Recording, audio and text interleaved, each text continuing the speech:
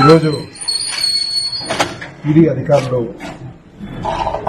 మా ఇంటికి అదేవిధంగా ఈ కేసు సంబంధించి చాలా మంది ఇంటికి వచ్చారని చెప్పి నేను పేపర్లో చూడడం, న్యూస్లో చూడడం జరిగింది.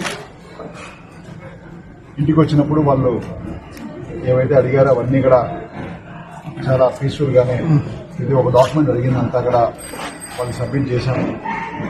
మాకు ఈడీ వ్యవస్థ మీద అదేవిధంగా న్యాయస్థానం మీద నమ్మకం ఉంది. ఎందుకంటే మేము లిక్కర్లో ఎప్పుడూ లేము, లిక్కర్లో ఎప్పుడు సంపాదించలేదు కాబట్టి మాకు సెంటిమెంట్ కాబట్టి ఎలక్షన్స్లో కూడా అందరికీ తెలుసు.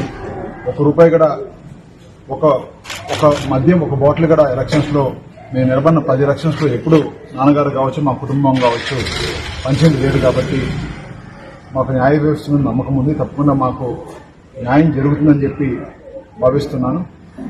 అదేవిధంగా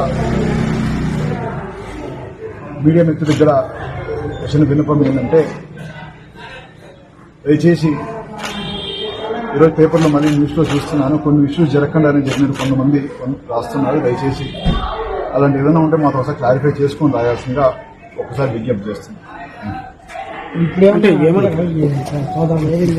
జనరల్ రొటీన్లో ఏదైనా ఒక కేసు ఎంక్వైరీ వచ్చినప్పుడు ఆ కేసుని సిట్ నుంచి ఈడీకి వచ్చినప్పుడు ఖచ్చితంగా అందరిది ఇక్కడ సోదాలు చేస్తారు, అందరినీ అడుగుతారు. ఆ పార్ట్ ఆఫ్ ది ఇన్వెస్టిగేషన్లో మమ్మల్ని అడగడం జరిగింది.